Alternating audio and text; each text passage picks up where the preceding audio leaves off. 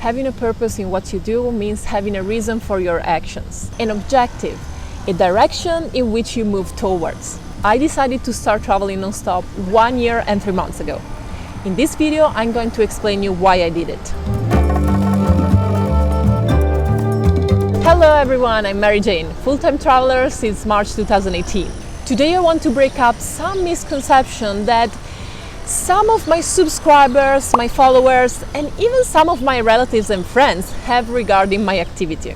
People are brought to think that I travel because I'm passionate about traveling. It should mean that traveling is my number one passion, right? Well, that's not the case. In fact, if you ask me what are my 3 biggest passions, traveling wouldn't even be one of them. And I've certainly always liked traveling, of course, since I was a teenager.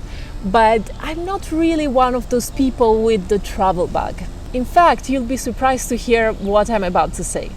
I don't travel with the purpose of traveling. And I repeat, I don't travel with the purpose of traveling. What's my purpose then?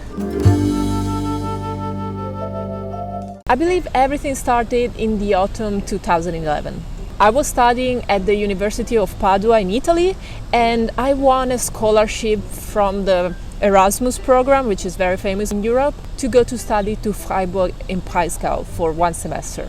So that October, I moved to a foreign country for the first time. And for the first time, I had to pack not to go on a vacation or to go on a trip, but to move somewhere. Because I literally moved to Germany for a few months. And then I had to learn a new language and get used to a new culture.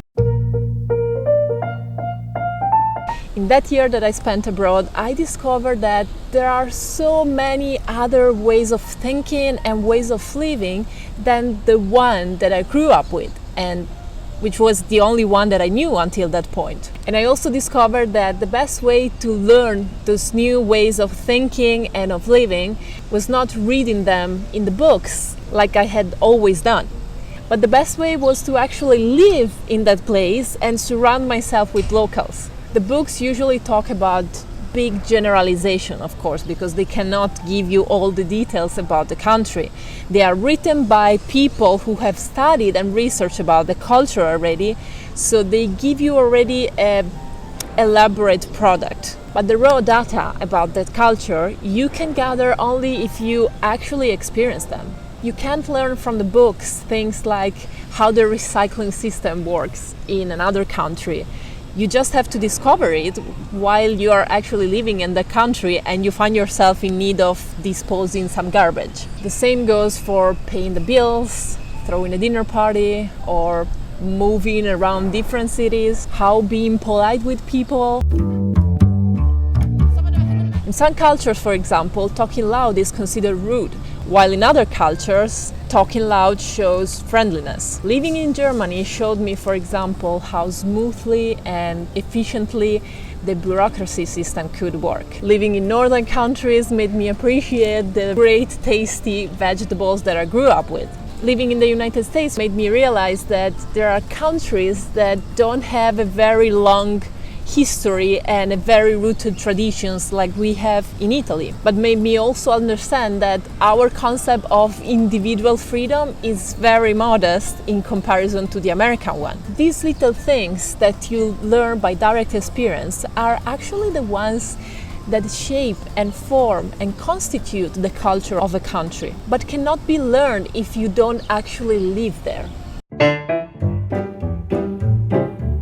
After that enlightening year that I spent in Germany, I remained completely fascinated by the experience of moving to another country or another cultural environment and learn about it. It took me a few more years to finish my studies and eventually gather the energies and the courage to finally do it again, to finally move to another country, this time by myself. And because this time I have no entity through which I'm doing this, but I just do it by myself, I can decide how long I can stay in each place. So usually I tend to stay around 1 to 3 months in each place. Now you hopefully understand why I travel. I don't care about seeing amazing sightseeing, amazing places, and unbelievable events. I spent so much time in Norway and I never saw the Northern Lights. I've been to New York City so many times and never been to the Empire State Building. But I know, for example, that Norwegians like to spend their free time in the nature, to go hiking and fishing. And I know that they regularly work less than 40 hours per week. I know, for example, that many of the goods that serve the entire Manhattan come from an industrial area between Maspeth and East Williamsburg. And I talk to old New Yorkers who have seen the development of the city since World War II. This is what I look for when I travel. I don't care about the sightseeing. I don't care about the coolest travel destination for 2019. To be honest, I don't even consider myself a real tourist.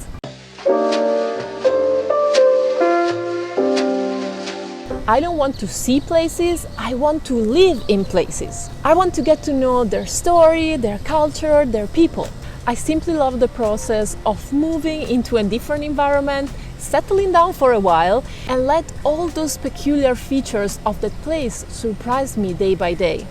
I hope this explains why I keep traveling to the same destinations and why I stay there for so long. I have a precise purpose in my activity of full-time traveling. The purpose is not traveling by itself. The purpose is to get the experience of living in another place, different than the one I grew up in and that I already know very well.